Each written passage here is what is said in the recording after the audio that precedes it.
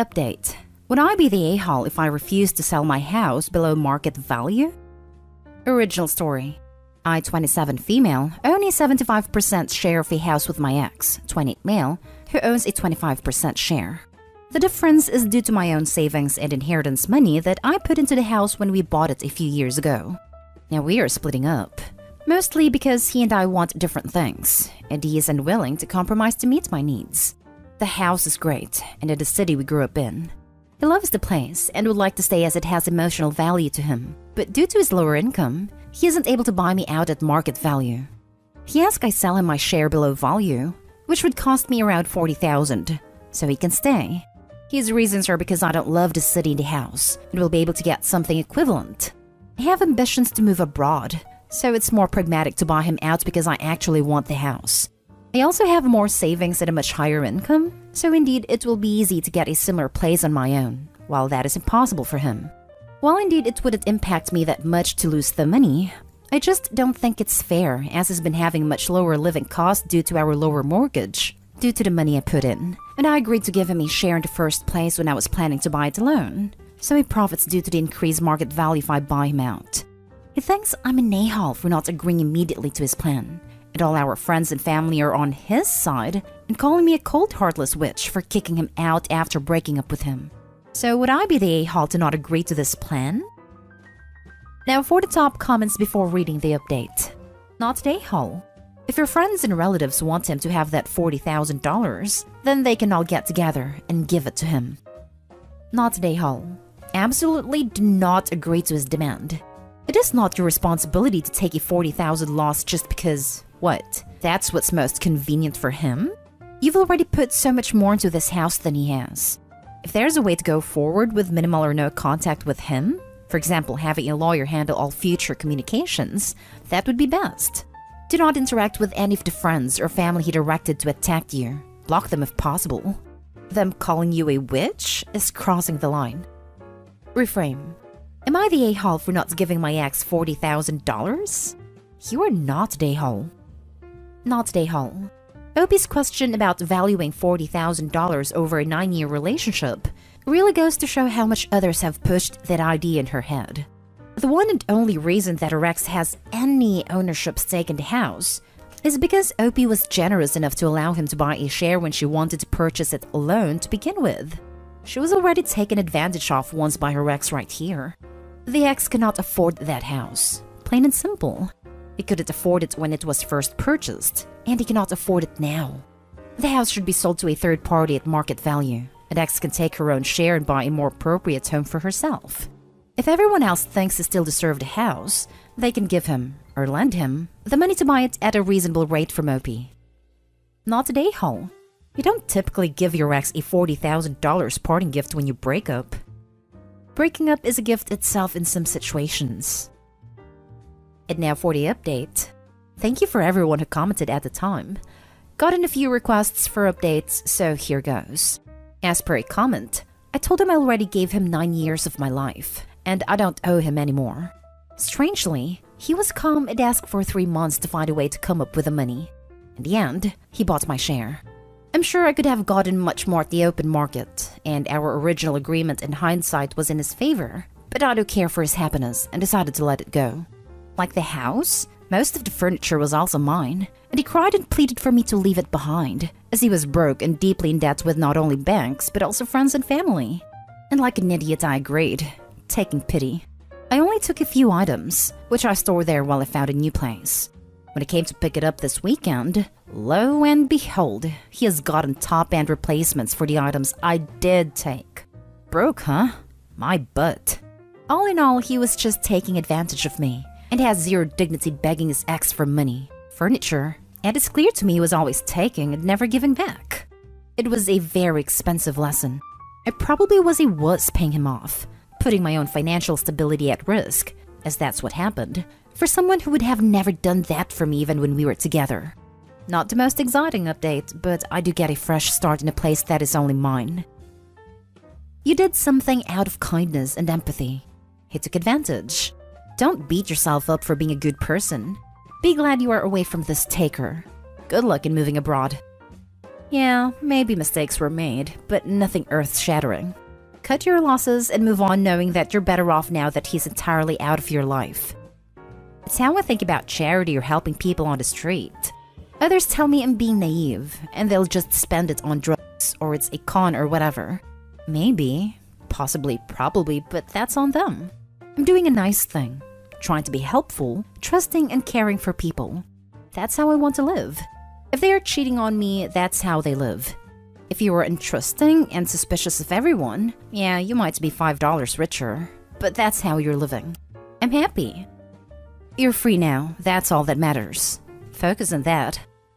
Yep, Opie's free and can have fresh new furniture that matches the new house and isn't tainted by a stanky ex.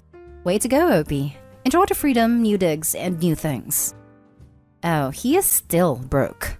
Probably bought everything on credit. Don't let appearances fool you. And if he did end up borrowing from friends and family in order to buy Opie out, won't they be thrilled when he stiffs them? Next story is titled, Would I be the a-hole if I told a friend that her experience was not traumatic and that she is spoiled? I have a friend, 27, that had an agreement with her parents that they would let her live for free in a second home that they own, provided that she was in school and working towards a degree. But she dropped out of school 5 years ago and has made no plans to return, while living for free in this home. Her parents decided to sell the house last year. It was a typical home sale, and she had about 3 months to pack, move, and find a new place. She never packed or found a new place, and as a result, ended up moving in, for free, to her childhood bedroom in her parents' primary home. Her father and I frantically packed everything days before the closing, and she hadn't done anything herself. Now, she retells the story that the home was sold out from under her and that she wasn't given the opportunity to buy it. No way she would qualify for a mortgage based on lack of credit and income, and that she became homeless after the sale and that the situation was traumatic for her. She keeps acting like a a-hole and blaming everything on her trauma. I'm so sick of listening to her retell the events this way so many times. So would I be the a-hole if I point out that many people would have been very grateful for years of free living, that she was never homeless, and that she's acting spoiled? Not the a-hole. 1. She was never homeless. 2. She could move back to her parents' house. Not everyone can. 3. She's been living for free for a few years. That's already a big benefit. Yeah, to her, it may seem bad because she was used to the comfort, but it's not traumatic at all objectively. She's still living for free. Basically, her free home got smaller. Now she only has a free room, and likely free meals, etc., with shared use of all the main areas instead of an entire free house to herself. She didn't even have to pack. Enablers Opie and Dad came and did it for her. I'm not entirely sure Opie and the dad should be called enablers. The purchase agreement between the seller and buyer may have contained a clause that the home is vacant prior to closing. This is so the new owner doesn't inherit the tenant and have to deal with evicting her and all that which goes with it. Also, there could be financial issues for the seller/dad. Sale falls through, reimbursing buyer expenses, inspections, etc. Maybe storage fees for the buyer's belongings and hotel rooms for buyer until they can move in possibly. It would be easier for the dad, and Opie, to pack the daughter's stuff. Not today, Hull, but why are you still friends with someone like that? She would benefit from being cut off from you and her parents ASAP.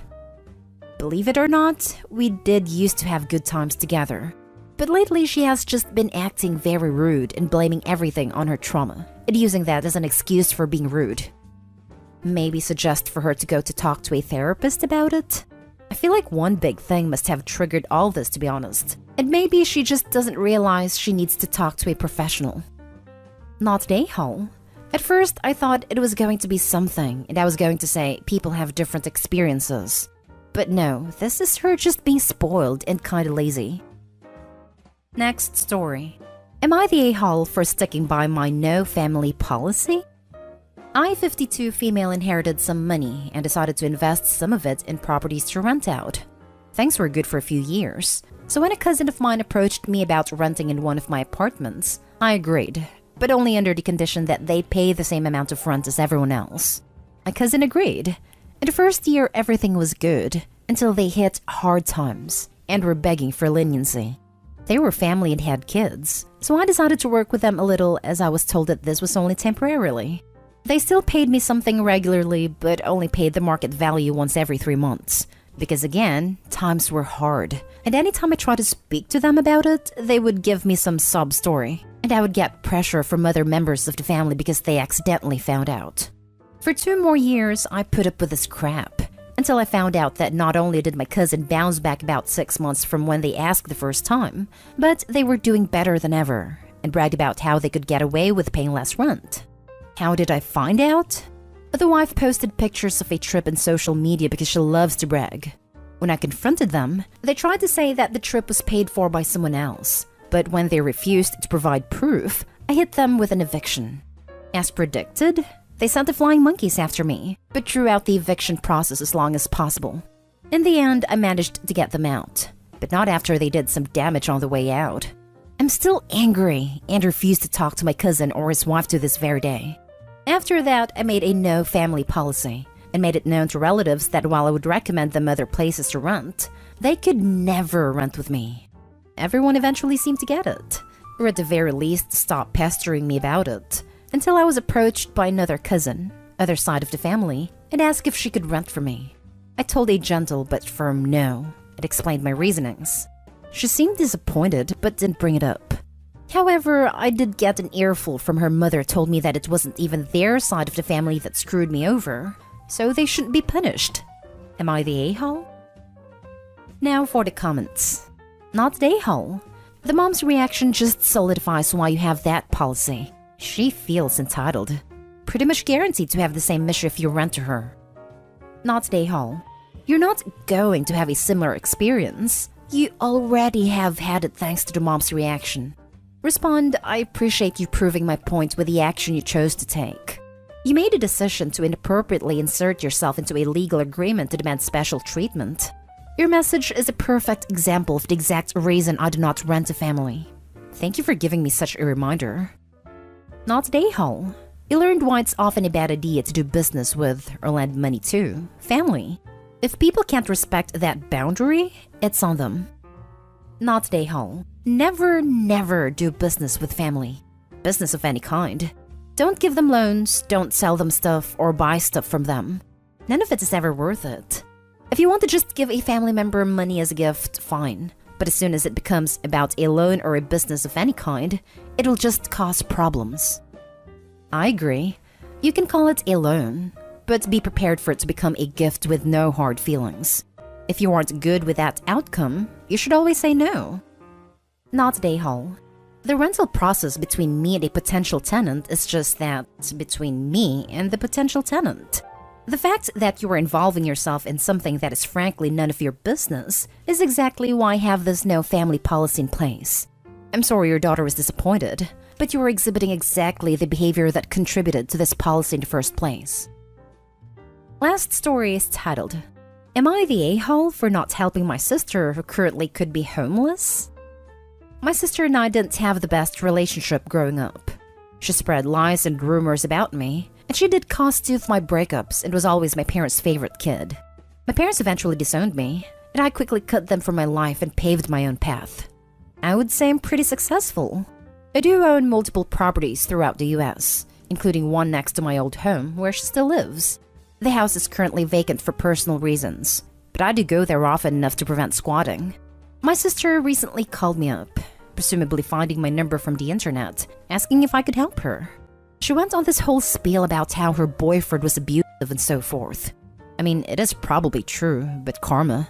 I just simply replied, "Oh, that sucks," and hung up. I did not need her in my life anymore.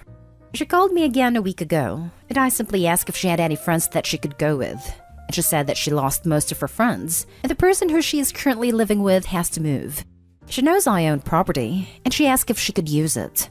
She says that since I already pay property tax, that her living there would do nothing. I mean, I could probably afford it, but out of literally any person in the world, I would not let her there. I would literally rather it burn down. So I just said no, and if she did come to the property, that I would call the cops. I do live about an hour away in the city, not across the country. I just told a couple of friends, and I hoped they would enjoy the schadenfreude with me. Not all of them, but a couple told me that I was unnecessarily being a jerk, and that I should have some empathy for her since our parents passed away and she was close to them. Not A-hole. Why are the stable siblings/children always supposed to rescue the messed up siblings/parents? As someone who has a sibling like that living with me right now, I wonder this all the damn time. Give your messed up sibling a move-out timeline and enforce it. I finally have, thankfully. There's a light at the end of the tunnel. The tunnel would have been further away, but he refuses to go to therapy and deal with his mental illnesses, and he has opportunities to work again. So I'm less willing to have my life ruined. I didn't want him homeless during the worst of the pandemic and the rest of our family died, so I was patient for a while, but I'm not going to deal with someone being emotionally abusive when they refuse to help. No a-holes here. She wasn't really an a-hole for asking. You were fine for saying no. You really shouldn't expect other people, though, to celebrate a mistreated victim having nowhere to go. And it sounds a lot like your parents played favorites and had a golden child/scapegoat dynamic. Which means that you were likely both mistreated children, and her early bad behaviors towards you are manifestations from the parental mistreatment. It doesn't mean you need to forgive her or be nice to her, but it does mean you shouldn't expect other people to feel good about her being hurt further. Yes, being the scapegoat hurts worse, but being the golden child is also a form of child mistreatment generally. Yep, this. I agree the OP was likely hurt more growing up and would never expect someone to take in a sibling, or anyone, with this dynamic in history. If I were friends with the OP, I would 100% support their decision to not help their sibling out. They're just not the person for this, and they absolutely owe her nothing. But I would also think it would be a jerk move to expect me, as a friend, to feel great that a mistreated woman had nowhere to go, especially when the dynamic the OP describes with her parents. Not day-hole with a caveat. Not wanting your sister in your life for reasons is perfectly acceptable. Gloating to your mates over it doesn't seem like the classiest of moves, however. Were they aware of the status of your relationship with your sister, or was this news to them? In any case, you can keep her out of your life without necessarily being smug or triumphant about it. Update. Am I the a-hole for not helping my ex after he left our business? Original story. I, female 29, met my ex Ben, male 29, in college and started a business right after our senior year. Our relationship often got toxic, but I think being business partners kept us together. Eventually, our business started having financial troubles. Ben comes from wealth, so I asked him to get a loan from his parents, which he agreed to. 2 months later, Ben suddenly asked for all the money back. We were always planning to pay it, but we had mutually decided on manageable installments, and I was not in a position to return all of it at the same time. Ben said his father was very sick, and since he was in retirement, his health insurance situation was tricky. This seemed particularly odd to me because 1, Ben did not give me any details on his sickness. 2, he didn't let me call his mother because she was grieving and couldn't talk about finances. 3, Mom had more than enough money to pay for his treatment. Every time I tried to investigate, he asked me to trust him, and that's what I did. Getting the money back was an ordeal. We had already invested all of it in the business, and I had to take some out and even give away all of my personal savings. About 3 weeks after this, Ben called me to tell me that we are done. He also wanted out from the business. And the only other time I saw him was with lawyers when we were dividing our business assets and he was withdrawing his name from all of the official documents. I was devastated. In addition to all the emotional trauma, I had virtually no finances to fall back on and moved back in with my mother for a bit. I never heard from Ben, and after talking to some of our mutual friends who were on my side, I found out that Ben's father was not actually sick. I wasn't surprised. 5 years later, I never gave up on my business, and slowly it grew and helped me pay all of my debts and live a comfortable life. I heard from some friends that both of Ben's parents passed away, but I didn't pay it much heed. In the midst of lockdown, I got an email from Ben. I knew this was not going to be good, but I responded, guided by my curiosity to know what he did with all that money. His parents had cut him out of their will, and he had a child with a woman who abandoned them. He also got laid off because of COVID, and he told me he was struggling to feed his son. Told me that since he was instrumental to the business foundation, he deserved a cut from it now that it was successful. When I asked him about the money, he said his parents were pressuring him, which I did not believe. They were always on board with his frivolous purchases and knew me well enough to tell me if they wanted it back. I consulted my lawyer, who said Ben had no legal claims to the business. But when I told my best friend about it, she said that she was appalled by the fact that I didn't give it a second thought, especially because he was responsible for the business idea, and his initial investment was twice as much as mine. She thinks I'm an a-hole, so I'm here to find out.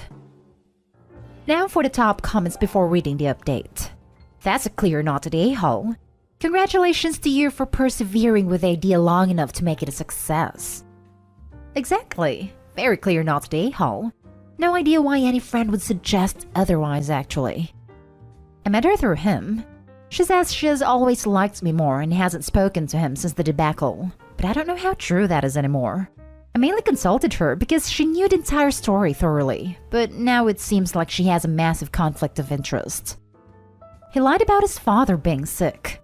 He is probably lying about the child. Do not let your friend guilt trip you. The guilt trip is spot on. My friend told me that since I struggled financially at some point, I should have empathy because he is in the same situation now. He hasn't changed, or he would have reached out to you to apologize at some point over the years. He's only reaching out because he wants money now. It's highly doubtful his parents didn't leave him money. He is a liar. If his son is hungry, there are tons of free programs for food during the pandemic. I get emails weekly from my kid's school about resources to free meals. Your best friend sucks. You are not the a-hole. You don't owe your ex at all. You did the work, so you get to reap the rewards. She usually tries to play the devil's advocate, but I think this time she took it too far. And now for the update. It's been some time since I posted this, but I wanted to thank all of you for steering me in a clear direction. The volume of responses was overwhelming, and I'm sorry for not getting back to all of you. Now for the update.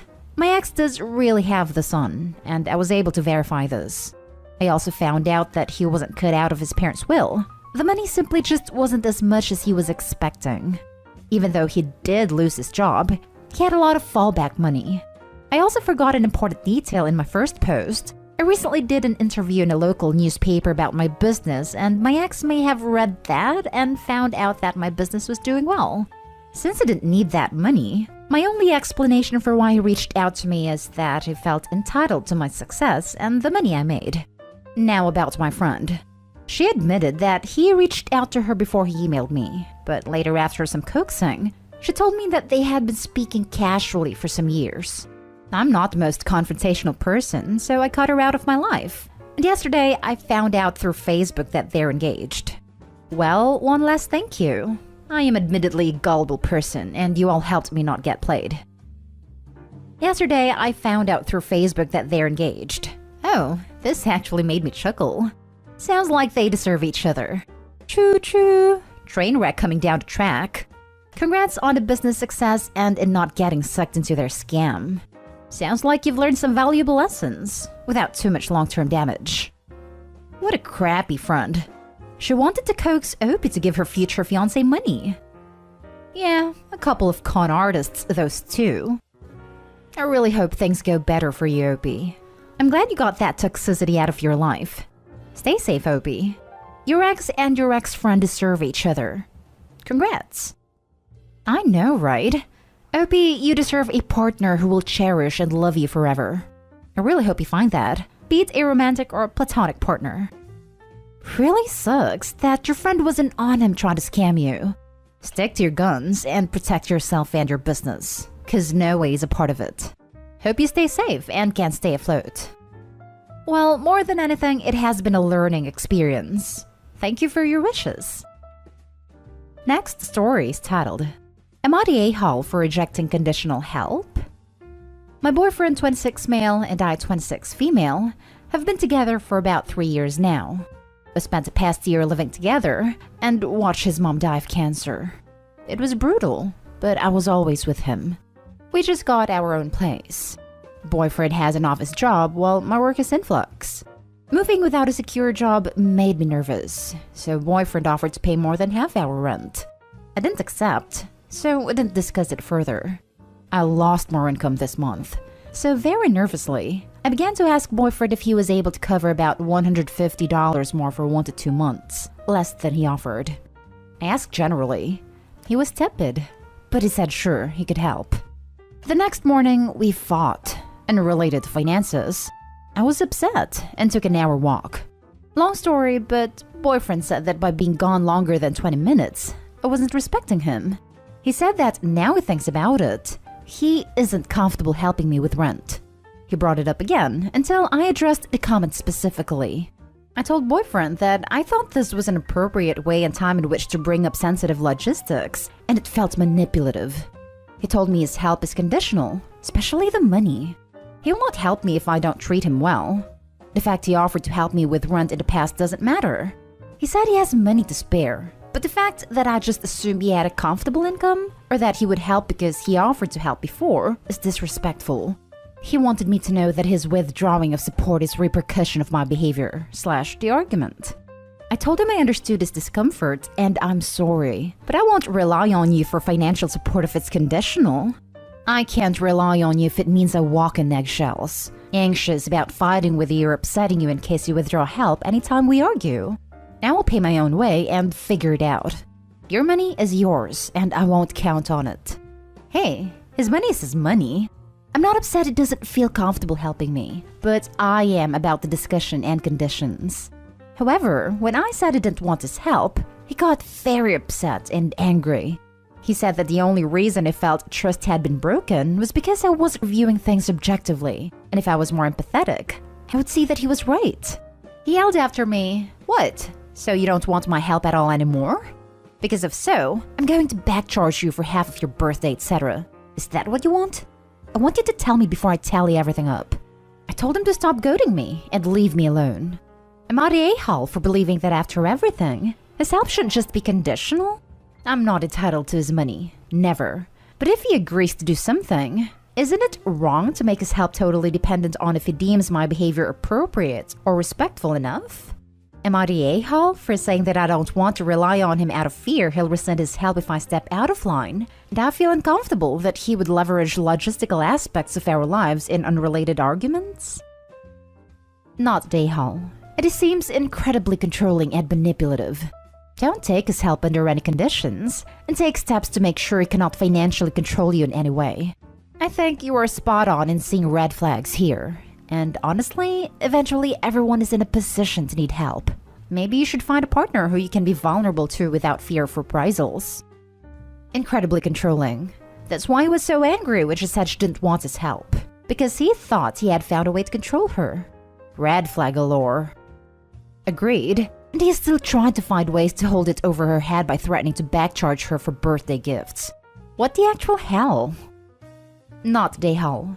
Literally explicitly told you that he plans to hold money over your head and use it to control your behavior and force you to act however he wants.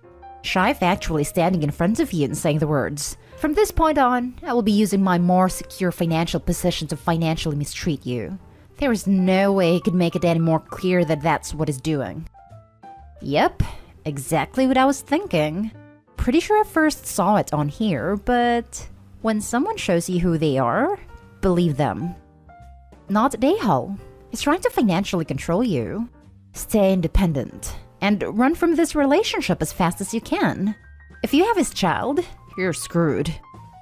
It's scary how explicit he was about it.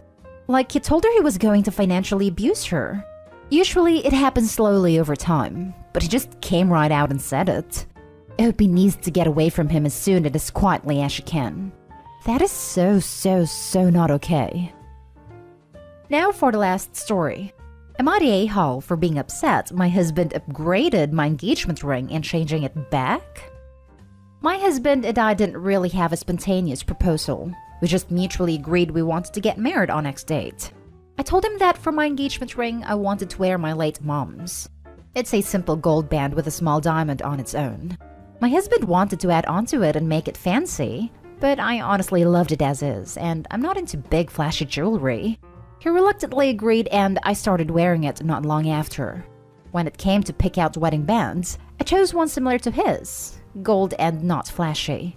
I could tell he was disappointed that I didn't want a traditional band. Fast forward 10 years and our anniversary was a couple of weeks ago. I can't wear jewelry at work and we have 3 young kids, so I tend to not wear my rings anymore unless we're going out to eat or there's a special occasion. I keep both in my jewelry box. Every year for our anniversary, birthdays and Christmas too, we just flat out tell the other what we want so there's no confusion. This year was my turn to treat for our big dinner, and I wanted this pricey tool bench that he could use for his hobby. I told him all I wanted was a new purse and sent him the link. Come our anniversary, he gets his tool bench and is over the moon. I notice my gift is smaller than a purse should be and open it. It's my engagement ring, but basically supersized. There's a few other diamonds and he added an inscription. The cost of all of this was way more than the $40 purse I wanted. I was in shock and asked why he did that. He said to surprise me. I said that I liked the ring as is. It's been in my family for a few generations, and he basically ruined it by glamming it up. He got upset and started calling me ungrateful, even though I've told him several times throughout the years that I don't like flashy rings and I wanted to keep it the same. He refused to tell me where he got it done, so I had to do some digging and paid for it to be mostly reverted into its original state, though they were wary about removing the inscription as the ring is so old. I did end up paying a hefty chunk. My husband is continuing to call me ungrateful and says it was a present. I told him I didn't like it, and he should have checked with me before making those changes. Am I the a-hole? Not the a-hole. That was incredibly insensitive and selfish of him. I have no idea why he didn't just get you a flashy anniversary ring if it matters to him that you have a flashy ring that you would then never wear. Damaging your family's heirloom for his ego makes no sense to me. I would be dragging him to couples counseling so someone else can take the time to explain why what he did is awful. My bet is that he thought when she wears a flashy ring, everyone would think her hubby's so great to buy her such an expensive ring. If the ring is plain, the people think that her hubby is stingy and they feel bad for her. So it was a present for his ego. He is an insensitive a-hole. I would let him sleep on the couch till he knows he did something really wrong. Not the a-hole. Not the a-hole. He messed with a family heirloom just so you will wear a ring which flatters his ego. And he basically got a gift for himself instead of a gift for her. If he was so hell-bent on getting a flashy ring, why not an eternity ring? Lots of people do that for the 10th. To destroy an heirloom ring is beyond selfish and ignorant. Not the a-hole. Not the a-hole. You told him numerous times you didn't like flashy jewelry, and you didn't want nothing done to your late mother's ring. He betrayed your trust, took the ring and had it done his way without even telling you. To top it all off, it didn't even belong to him. All that money he put into upgrading that ring, he could have easily put into getting a ring he liked, instead of touching your late mother's ring.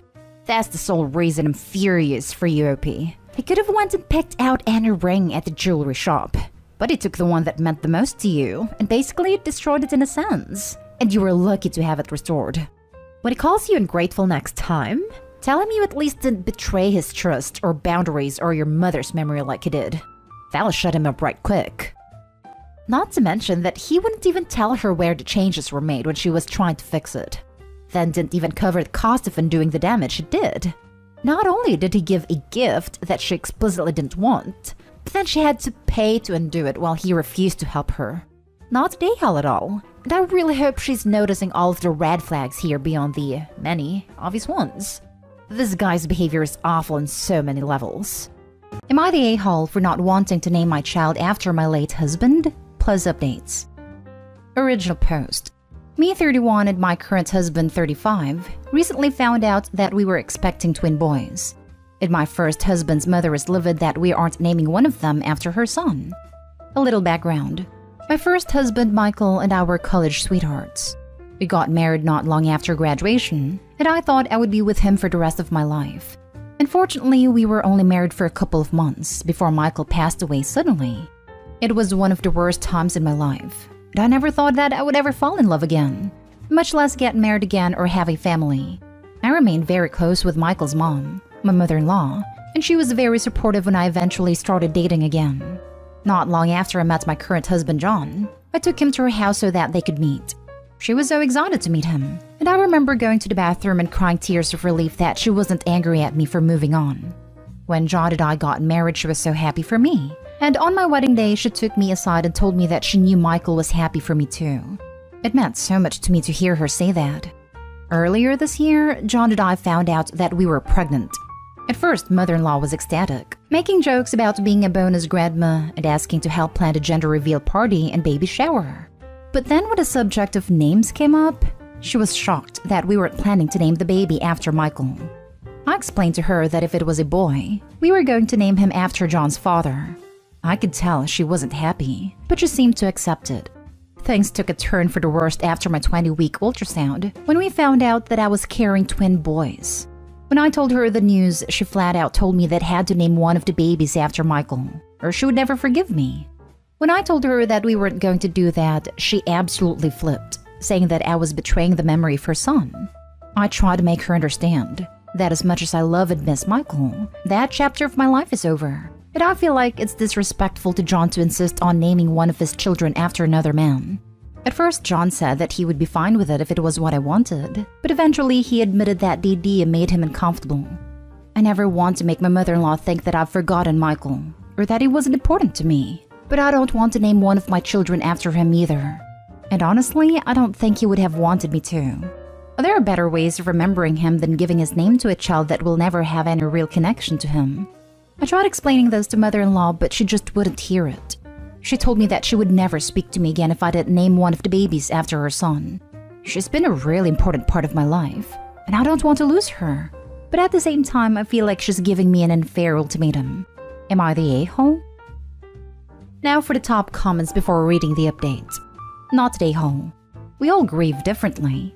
It's your child to name. And if you don't want to name them something, don't. Name your child what you and your current significant other think is right. Your mother-in-law's an a-hole for putting this ultimatum on you. She's hurting bad though. Burying your child is one of, if not the worst things in this world. Up to you if you want to give her a pass on being an a-hole about this, versus just cutting off the connection yourself. Not an easy choice. Congrats on the new babies though, and good luck in life. It's been about a decade though since Michael died, and if not mother-in-law is reacting like this now, those two boys will most likely be treated like crap by her. Or she'll designate one of them her Michael. It'll lead to a lot of preferential treatment of that twin over the other. Sounds like not mother-in-law needs some serious therapy. And personally, I'd make her getting grief therapy an ultimatum for any chance of her interacting with those boys. If not, it's a crap show waiting to happen. Not today, home. It's great that you have maintained great relationship with your late husband's mother. That doesn't change the fact that your kids have no connection to Michael. It would be unfair to your husband and to the kid. Does your name have a story? Oh yeah, I was named after my mom's first husband. The names should be important to both of you or at least have some logical meanings. It's not like you were in a poly relationship and one partner died. Also, where I live, it is said that it's bad luck to name a child specifically after someone dead. Not today, home. I think it's time to break ties with her. Your husband must be a really patient man. He's the most patient, kind, and compassionate man I've ever met. And I tell him so every day. Now for the first update. Wow. Blown away by all the feedback and support. We are hosting in-laws, John's parents, so I can only add a short update for now. But I promise to leave a longer one when they go home in a couple of days. For now, I just want to address a few things I saw in the comments. A lot of you wanted clarification as to how long Michael has been gone. It will be 10 years this October. And no, Michael's not his real name. Any names that I've included in the post have been changed to protect anonymity. A lot of you also wondered why I'm still close with his mother after so long. I probably should have included this in the original post for context. But there are a couple of reasons for this. Michael was an only child and his father was never in the picture. And she has virtually no other family left besides a handful of cousins who live across the country. Over the years, she's been my steadfast supporter, always the first to encourage me to live my life and be happy. Funnily enough, I might not have met John if it wasn't for her. A friend of mine had set me up with him on a blind date and I almost backed out. The only reason I didn't was because my ex-mother-in-law convinced me to go. Honestly, she is the last person I ever would have expected this from, which is why I've found it so hard to deal with. A lot of you have said this is probably her being forced to finally deal with a lot of unprocessed grief. And I think that's probably true. I think at some point I stopped thinking of her as my mother-in-law and started thinking of her as a friend. I thought that she'd come to think of me the same way, but now I'm realizing that at least a part of her still sees me as Michael's wife. I am hopeful that we will find a way to work it out, but I am prepared to let her go if it comes to that, even though it would make me terribly sad.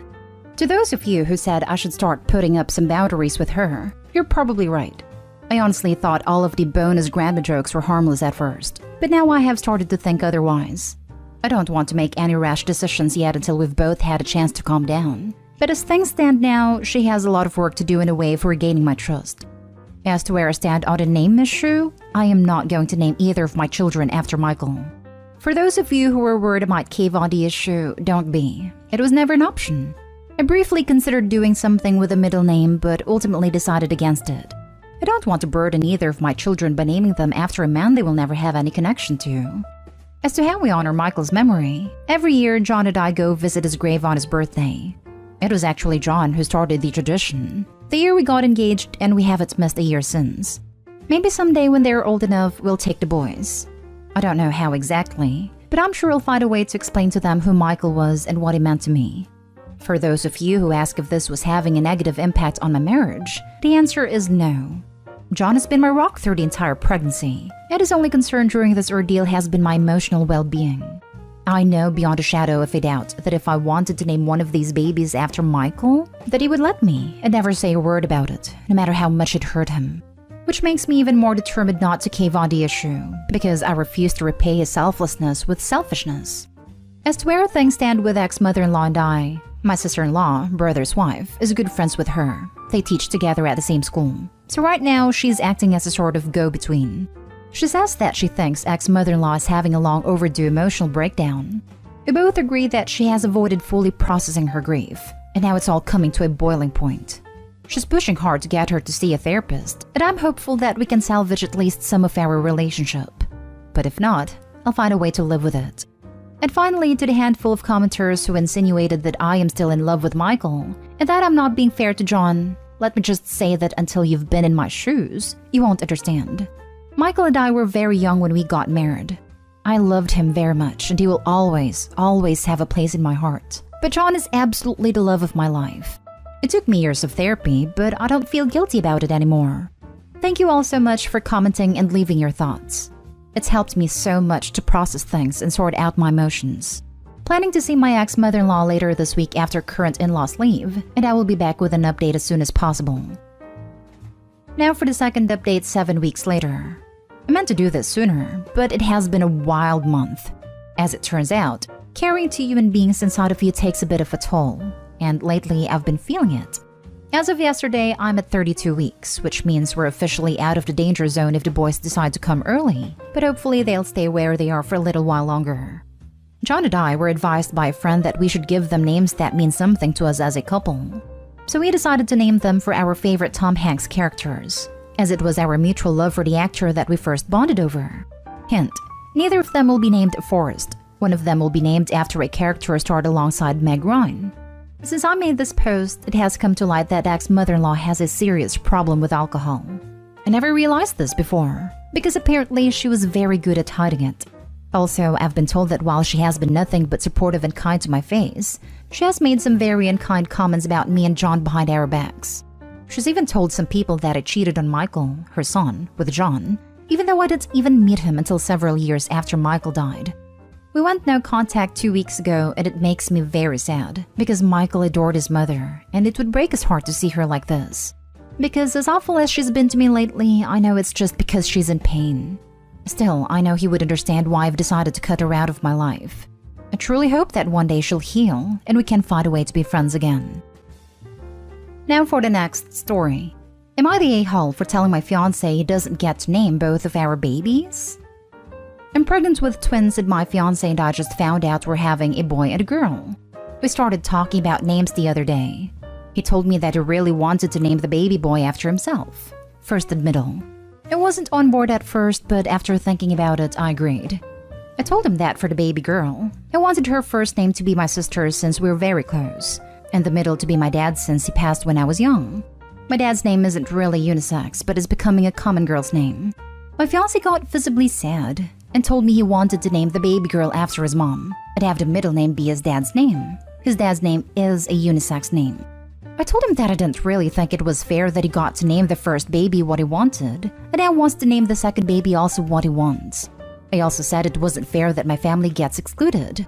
He said he really wanted to incorporate at least his mom's name. I told him that the baby girl's middle name can be his mom's, but then the boy's middle name is going to be my dad's. He said he wanted the baby boy named completely after him though, so the baby is a junior. I told him he doesn't get to name both of the babies what he wants. He got upset about this comment and has been standoffish toward me.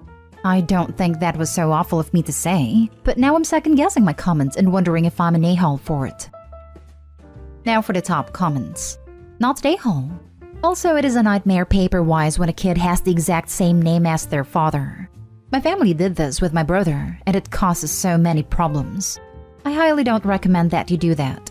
Also, my brother started to resent his name due to him wanting to be his own unique person and not a copy of Dad. I highly recommend not going the junior route. Strong support for your comment about your brother being named after his father. Let kids be their unique selves. My husband is a junior, and his father's financial information shows up on his credit report from time to time. Things like having a Sears credit card before he was actually born. You'd think different birthdays and social security numbers would prevent it, but no. Not a hole. He's being selfish. Both child names should require 2 yes votes. Exactly. 2 yeses and 1 no is what it takes to name babies. Not a hole. I presume he thinks they are both getting his last name too. Why shouldn't get one your last name? And he got visibly sad when he didn't get his way. It's time for you to start getting visibly sad that he can't respect your feelings. Here's a fair solution. You each choose 2 names. First name choice for one gender results and middle choice for the other. He picks Anne and Brad. You pick Claire and David. You end up with Anne Claire and David Brad. Or you end up with Claire Anne and Brad David. Edit. I feel I need to clear something up that I'm seeing a lot. Quite a lot of people keep telling me to give the kids original names and not name them after someone else. In my family, it's very normal to recycle names and name new babies after family members. It's actually considered abnormal if you give your baby an original name. I know this isn't the norm and it's weird for others, but like I said, it's normal for us and our family actually loves having recycled names. A few of us love that we have the same names. We don't find it weird and we enjoy it. Every family is different and our families enjoy sharing names. It's fine if you don't agree, but that's just how our family is. Now for the last story. Am I the a-hole for demanding that my mother display photos of my wife in her house? I got married 2 years ago to the love of my life. I feel like my mom doesn't really like her, but the relationship is mostly okay. Honestly, I have a feeling that since I got married, I've been left out of a lot of stuff. But the only one I can prove is my mom's birthday trip. To be clear, no one is straight up rude, but it is clear my mom and wife don't vibe, and the rest of my family seems meh about her, which does make me sad. My mom has a wall with a lot of pictures on it. There are plenty of pictures of my sister's partner and there are pictures of extended family, but not a single one of my wife. My mom has pictures of her, because some of these were taken at events we were at, but she just chooses the ones without my wife. Honestly, this is not something I would have picked up on, but my wife did, and it bothered her. My wife's family is huge on family, and while I don't think my mother-in-law loves me, she definitely includes me in everything. I brought it up to my mom, and she said she hadn't noticed.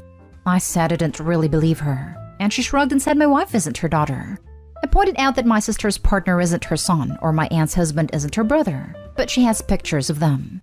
My mom said it was her house, and the whole conversation's dumb. I said she can't exclude the love of my life, and my mom said this is a really pathetic thing to care about, and we are being weird. My wife was upset, and feels like it was a clear statement. So I told my mom she could either put up some pictures of my wife, or we wouldn't be coming over. My mom said, okay, don't come over. That was probably 4 to 5 months ago. I checked up about Christmas and asked if she had put up even one picture.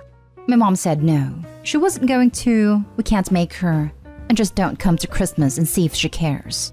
Well, we won't be going to Christmas, but my sister is super pissed at me and thinks I'm an entitled a-hole, and I heard my stepdad was making fun of us. I don't feel too bad because everything I've read online talks about you have to be a united front. Not an a-hole. You are doing everything right. Time to show them how much better your life is without them. I know with current events, travel can be tricky, but you should try to do something special for Christmas and take lots of photos. Also, never take or post another photo of yourself without your wife ever again. If you really want to get petty, if you know there's something your mom wants, but your stepdad hasn't delivered, for example, a piece of jewelry she wants, buy one for your wife and make sure your mom finds out indirectly, and take/post photos. Edit for those having a problem with my petty suggestion. The part about other significants being included and not OP's wife really pissed me off. If all significants were left out, I'd just say let it go. But if OP's wife is going to be singled out, I say unleash the petty kraken and give it a camera. Lol, I love that. But unfortunately my mom gets whatever she wants the moment she pouts. Not a-hole. Your mom doesn't like your wife, unfortunately. However, your mother does have a point. You can't make her put up any photos. Maybe go low/no contact with your mom. Talk it over with your wife and see how she feels. It's nice to see a husband with a backbone on the site. Also, you might need to look into r/just no mother-in-law. Accused of stealing my ex-husband from his fiance. Plus update. Original post. My ex-husband, male 40 and I, female 41, separated 4 years ago. It was I who asked for the divorce, but we had a lot of problems and we both knew that we weren't compatible anymore. My biggest issue is that he never was there for me, nor was he understanding. It was after our daughter, female 6, was born. He never helped me and he just went on life like it was before she was born. Nothing was the same after our daughter was born, of course, and I couldn't reach him.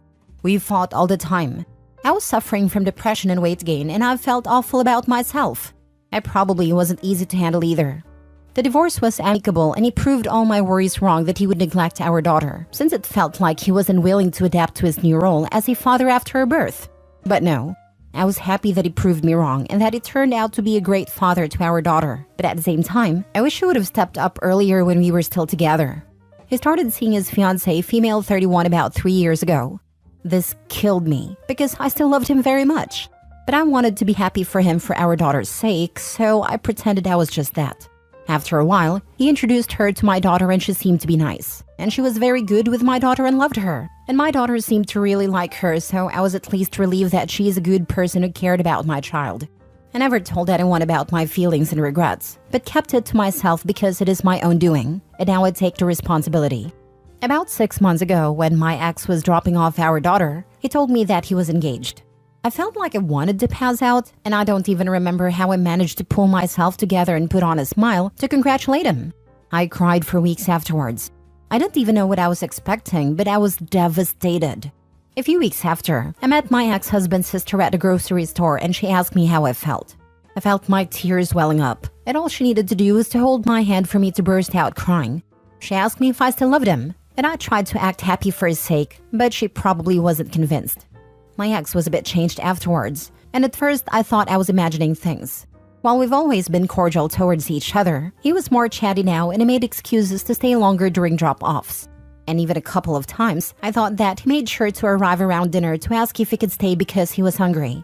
Then a few weeks later, the sister showed up at my place with my ex-husband, and she told us that we needed to talk.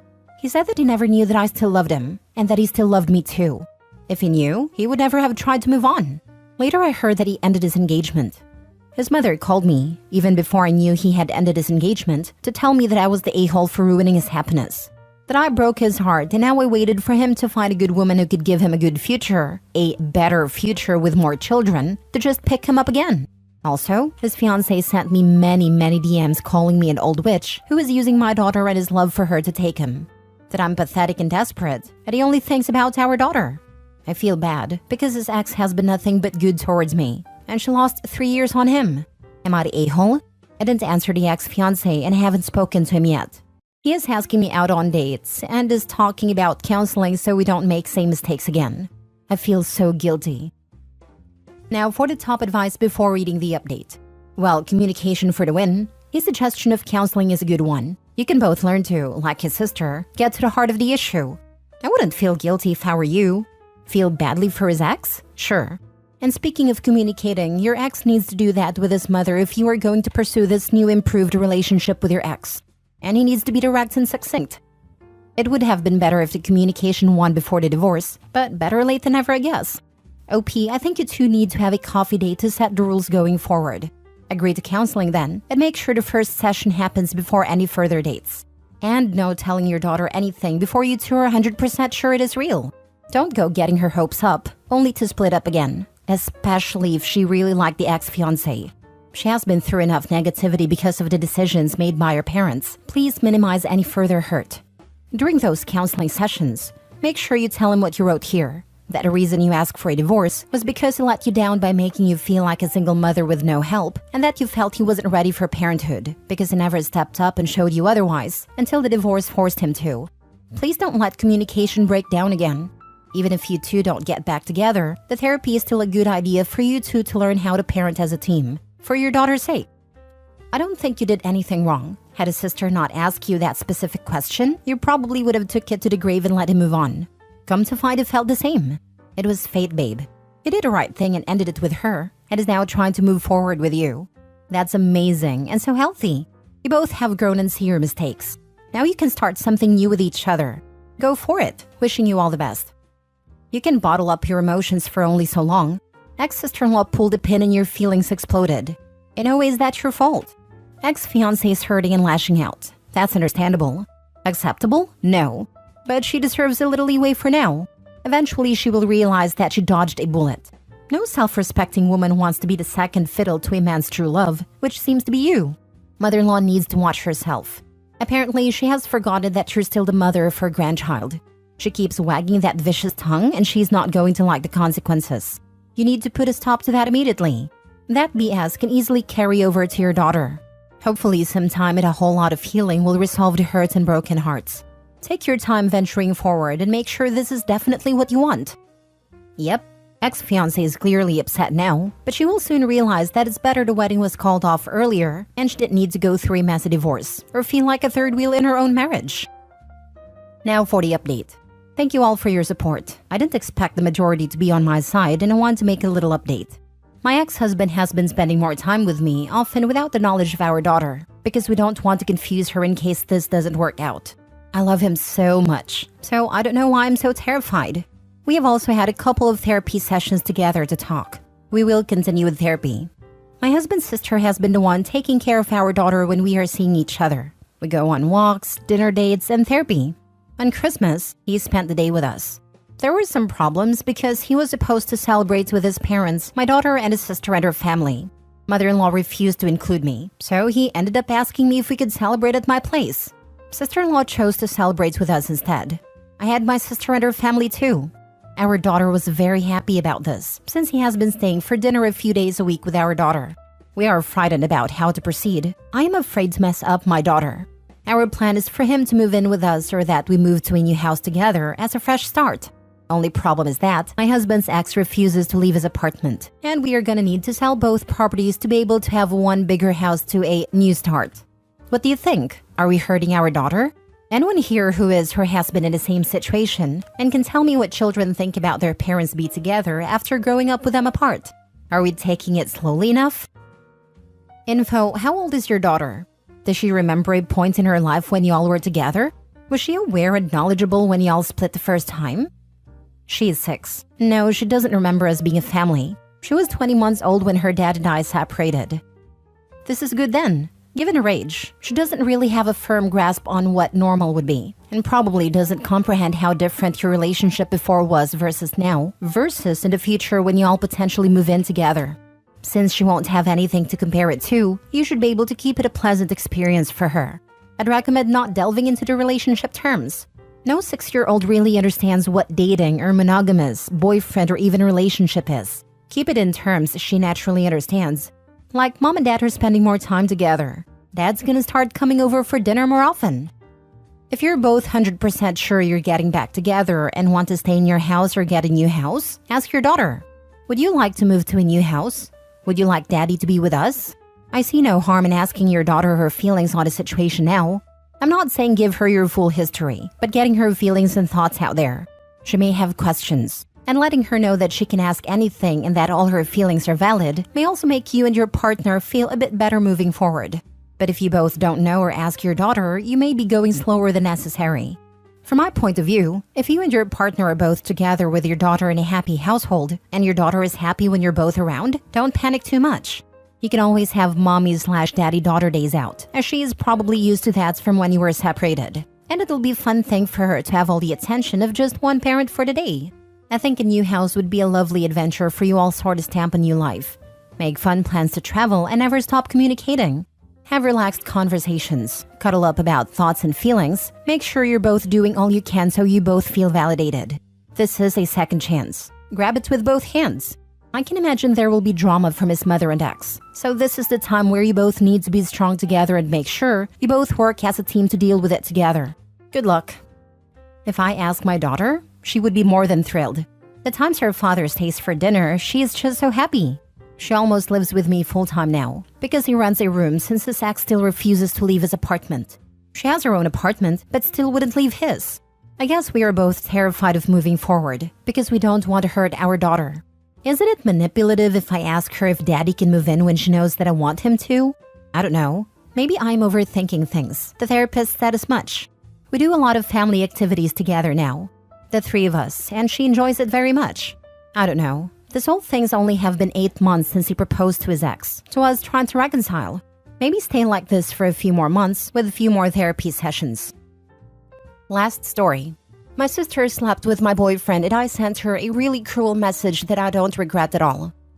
Sorry, but this post will have a lot of bad energy, and I'm terrible at writing in English, so if anyone is going to read a post, I'm sorry for all the errors that are likely to be in a post.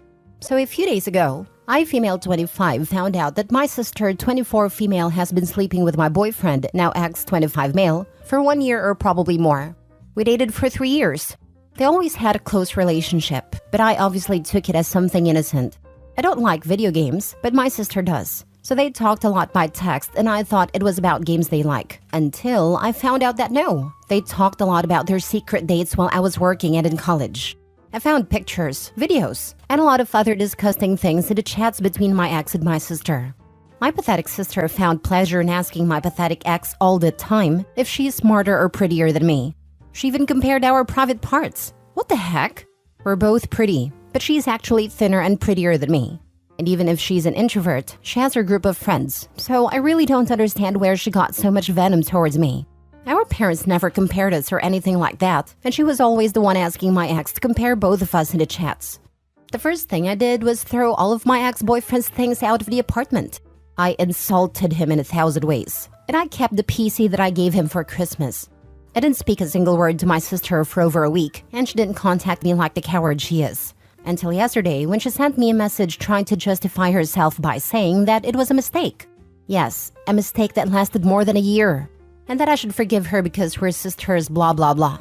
At one point I thought, should I be the mature person in this situation who doesn't let resentment speak for her? But then I realized that I've never been that kind of person. I took my phone and wrote a long message to my sister that I would love to write here, but I'm sure that I would break the rules since I called her out in every possible way, and I wrote a lot of personal things too. I told her how much of a failure she is, and how she has always envied me, and that's why she needed to feel what it's like to be me for a second of her sad life. She sent me a voice message crying and saying that she's in a very weak moment mentally, but she's still with him, LMAO, and that I shouldn't make her feel worse and that she regrets it. I just reacted to her message with cry laugh emoji. I didn't even hear the long voice message until the end. Was it a low thing to attack her with all her flaws? Yes. But it's lower to betray your sister and believe that she's going to forgive you just because you share blood with her. Honestly, I feel really good after sending her that message, and feel that it was therapeutic to take out everything I feel to give closure to that. By the way, I've never used a PC for gaming, but I'm looking for tutorials on YouTube about how to download The Sims. I helped my sister in every moment of her life. I literally fought for her when she was being bullied during high school. I helped her thousands of times to make friends. I even accompanied her everywhere she wanted. It is a betrayal that really hurts, and I will never forgive. Never. It hurts me that she slept with someone I loved, but it hurts me a lot all the things I read in those chats. How she enjoyed watching him compare me to her, or how she asked him about personal things about our relationship just to laugh at it. She's dead to me, and my parents knows it. I don't even care if I'm a bad person like them. This is something I can't forgive, and I don't even feel bad for my reaction. What do your parents have to say about this mess? How is she justifying a year of cheating with her sister's boyfriend and keeping him? My mother was disgusted, and my father was angry, but they only comforted me until I left their house. I don't know what they talked to my sister about afterwards, and I don't want to ask, but they will probably cut contact with her. She just said that it was a mistake, and in a voice message, she only talked about how weak she feels mentally and that she has been having anxiety attacks. Even though I didn't hear the full audio because it lasts 4+ minutes, and I was getting even more angry with her just wanting to be the victim. So I stopped the audio almost in the end. She never explained why she said all those ugly things about me, because everything was about her having anxiety attacks. I want you to remember how pathetic she is. She's so pathetic that she had to constantly be reassured that she could compete with you. And she can't. Actually, you're both pathetic, and I'm pretty sure your ex knows he downgraded. And what's the saying? When a mistress becomes the girlfriend/wife, she creates an opening? The bodies part got me the most. WTF. Same. She sent her news to him saying things like, "Mine is prettier, right?" It's really disgusting. Good for you. Perpetrator only makes themselves a victim when they wanted to. Please inform your parents of the event. Do not let her play victim more and throw you under the bus and back to the bus to hit you more times. Thanks. They already knew everything. Neither of them is on her side, and they respect that I want to cut off all contact with my sister. My parents are really strict, so I think they're going to cut contact with her too. But that's their decision. I don't want to get into that and cause problems. This story has been very therapeutic to hear, after all the awful cheating stories where the parents side with the cheater and everyone takes their side. Good on your parents for having the sense to see your sister as a POS. And good on you for standing up for yourself and standing your ground.